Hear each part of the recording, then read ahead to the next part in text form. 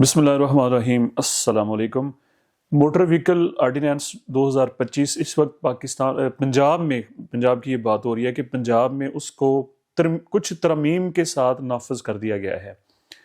कहने का मकसद ये है कि मोटर व्हीकल आर्डिनेंस तो 1960 में वो बनाया गया था और फिर उसको नाफज भी किया गया था, लेकिन चूंकि ये हमारे मुल्क के हालात से हम सब वाकिफ़ हैं कि जब भी कोई कानून बनता है, कानून तो मौजूद होता है लेकिन उसका जो इम्प्लीमेंट है उसमें कोताहियाँ होती हैं दोनों साइडों से। ज़ाहिर बात उसमें गवर्नमेंट का भी रोल होता है और फिर अवाम की तरफ से भी मुज़ाहमत होती है और वो फिर कानून जो होते हैं वो नरमी उसमें आ जाती है, वो इम्प्लीमेंट नहीं हो पाते।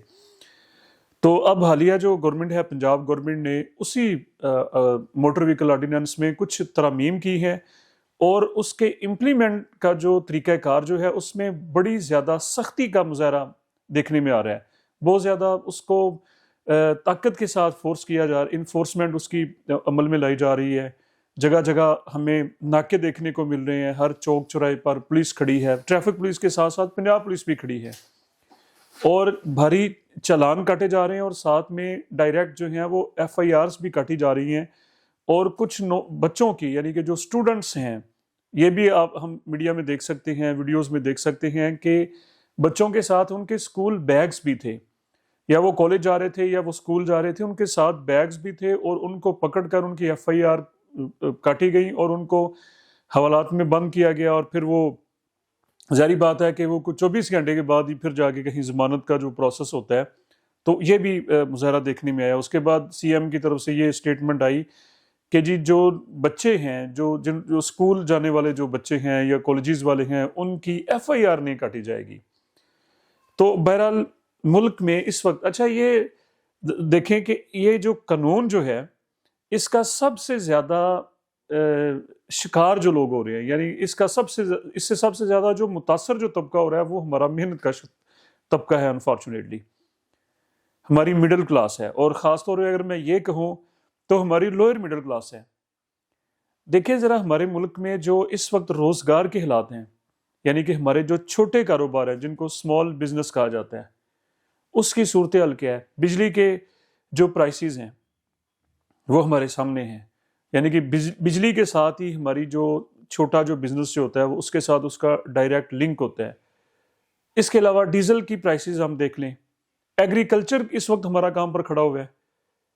पिछले 2 सालों से किसानों के साथ जो कुछ हो रहा है, अगर हम वीट प्राइसेस की बात कर लें कि गंदम के जो सरकारी निर्ख जो हैं, पिछले 2 सालों से तो गवर्नमेंट उसमें इंटरफेयर ही नहीं कर रही। प्राइस मेंशन कर दी जाती है कि जी हम किसानों से एक एक दाना खरीदेंगे और फिर जो कुछ हुआ किसानों के साथ, पंजाब के किसानों के साथ, तो वो हमारे सामने है, क्राइसिस में है। ये कहने का मकसद ये है, इसके अलावा सिर्फ गंदम नहीं, बाकी फसलों की भी हम सब्जियों की हम बात कर लें, दीगर जो हमारी क्रॉप्स जो हैं उनकी भी हम बात कर लें, तो मकई एक बड़ी फसल है, आलू एक बड़ी फसल है।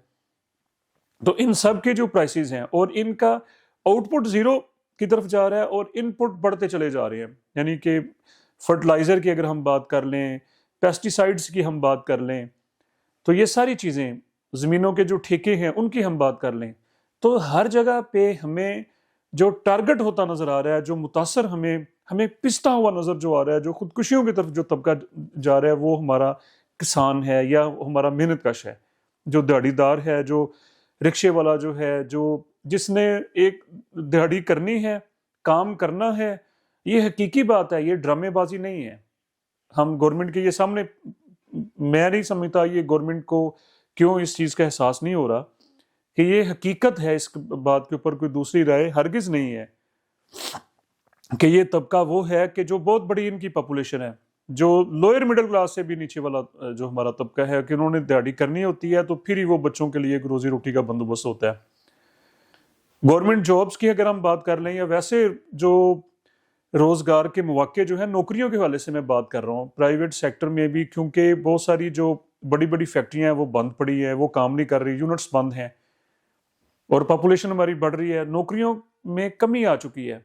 यानी कि नौजवान हमारे नौकरियां करना चाहते हैं, वो मेहनत करना चाहते हैं, वो जो थोड़े पढ़े हैं या ज़्यादा पढ़ों की मैं बात कर रहा हूँ, डिग्रियां उनके हाथ में हैं, लेकिन आगे جو نوکریوں کی ان کے پاس روزگار کا کوئی موقع ان کو میسر نہیں آ رہا، اپنا روزگار وہ نہیں کر سکتے، کوئی کاروبار نہیں کر سکتے پیسوں کی وجہ سے، ظاہری بات ان کے پاس وہ نہیں ہے چیزیں جو ہونی چاہیے، وہ مواقع نہیں ہے، یا وہ ان کے پاس سہولتیں نہیں ہے، سرمایہ نہیں ہے، جس کی سرمایہ ہوگا تو بزنس اپنا ہوگا، اور بے روزگاری کی شرح بڑھتی چلی جا رہی ہے۔ یہ حالات ہیں، یہ حقیقت ہے، اور اس سے یعنی کہ سب جس کو وائٹ کالر یا سفید پوش ہم طبقہ جو کہتے ہیں وہ تو آلریڈی پس چکا ہے، وہ ناراض ہے، وہ پریشان ہے، وہ پریشانی میں ہے اس وقت۔ اور دیکھیں یہ بھی اس بات کے ساتھ بھی ہم سب ایگری کریں گے کہ وہی بات کہ جو ہمارا مڈل مین جو ہے، درمیانہ جو طبقہ جو ہے، ان کے پاس اتنے وسائل نہیں ہے کہ وہ اگر کسی گھر میں کوئی 3-4 بچے ہیں، ایک بچہ ذرا تھوڑا سا بڑا ہے، اس کے پاس موٹر سائیکل ہوتی ہے تو وہ خود بھی اسکول جا رہا ہوتا ہے یا کالج جا رہا ہوتا ہے، وہ باقی بچوں کو گلی میں یا تھوڑی دور ڈسٹینس پہ ظاہری بات ہے اسکول ہوتا ہے تو ان کو ڈراپ کر دیتا ہے۔ وہ ہماری بہت ساری فیملیز اکثریت ایسی ہے کہ وہ رکشہ، اسپیشل رکشہ افورڈ نہیں کر سکتے کہ بچوں کو وہ اسکول لے کر بھی جائے اور وہاں سے لے کر بھی آئے۔ وہ اسی موٹر سائیکل کے اوپر بچہ خود کالج جا رہا ہوتا ہے اور باقی بچوں کو ان کی اسکول میں وہ ان کو ڈراپ کر رہا ہوتا ہے۔ یہ مجبوری ہے، اس مجبوری کو ہمیں سمجھنا ہوگا۔ یہ وہ افراد ہیں، یہ پاکستان کی آبادی کا ایک بڑا حصہ ہے جو دیہاتوں میں ہیں یا شہروں میں ہیں، بڑے شہروں میں بھی، حتیٰ کہ آپ لاہور کی مثال لگا لیں گے، چونکہ عمر صدوقانے سے ہم سٹارٹ ہو جائیں اور چلتے چلے جائیں، سروے کر لیں۔ یہ وہ لوگ ہیں جو خوددار بھی ہیں، یہ محنت کش بھی ہیں، یہ محنت بھی کرتے ہیں، یہ کسی وجہ سے پریشان ہیں، ان کے پاس روزگار نہیں ہے، یہ کر رہے ہیں، وہ آمدن اتنی نہیں ہے، کرائسس کا شکار ہے کاروبار ہمارے۔ آپ دکانداروں سے جا کے بات کر کے پوچھ لیں، ان سے پوچھ لیں کہ ان کی بہت سارے مطلب کہ دکانوں کی جو صورتحال ہے اس وقت، جو مارکیٹ کی صورتحال جو ہے آمدن کے حوالے سے، وہ پریشان ہیں۔ آمدن کم ہے، اخراجات زیادہ ہیں، کرائے کی دکانوں میں جو لوگ بیٹھے ہیں ان کے الیکٹریسٹی کے بلوں کی وجہ سے وہ پریشان ہیں، وہ اتنی ان کو آمدن نہیں ہو پا رہی۔ تو یہ وہ لوگ ہیں کہ جو پاکستانی ہیں، جو پاکستان کا سرمایہ ہیں، جو محب وطن ہیں، اور یہ خصوصی توجہ کے مستحق ہیں۔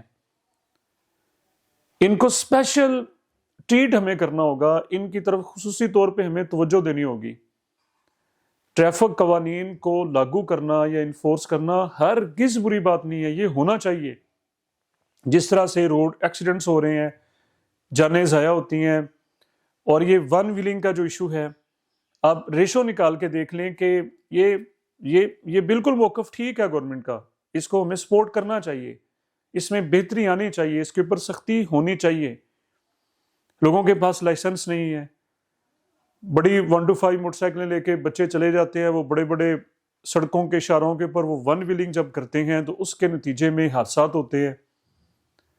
رکشہ والے جو ہیں ان کی وہ بھی ٹرینڈ نہیں ہے، یہ بھی حقیقت ہے، مطلب کیوں وہ بھی حادثات کا باعث بنتے ہیں۔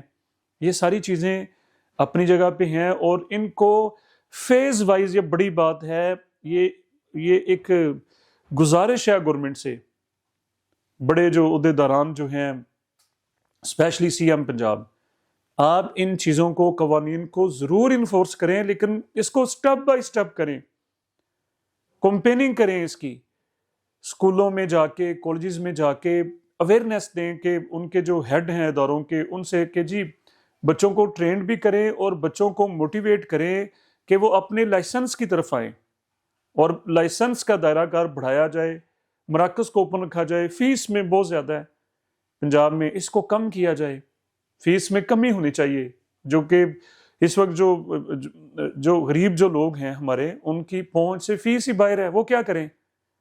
فیس میں یا تو اس کو فری کر دیا جائے کہ آئیں لائسنس بنوائیں، یہ فری ہو۔ اگر فری نہیں کر سکتے تو کم از کم اس کو فیس کو تھوڑا کم تو ضرور کیا جائے۔ یہ زیادہ فیس ہے، لوگ افورڈ نہیں کرتے، لائسنس پھر نہیں لوگ بنوا سکتے۔ سختی کا عمل اتنا یک دم جو ہے وہ سختی کر دینا، یہ آپ کسی بھی بڑے شہر میں چلے جائیں، چھوٹے شہروں میں چلے جائیں، جو اندرون شہر جو کاروبار چل رہا ہوتا ہے، ایک شاپ سے، دکان سے جو کوئی مٹیریل جانا ہوتا ہے وہ رکشوں کے ذریعے جاتا ہے۔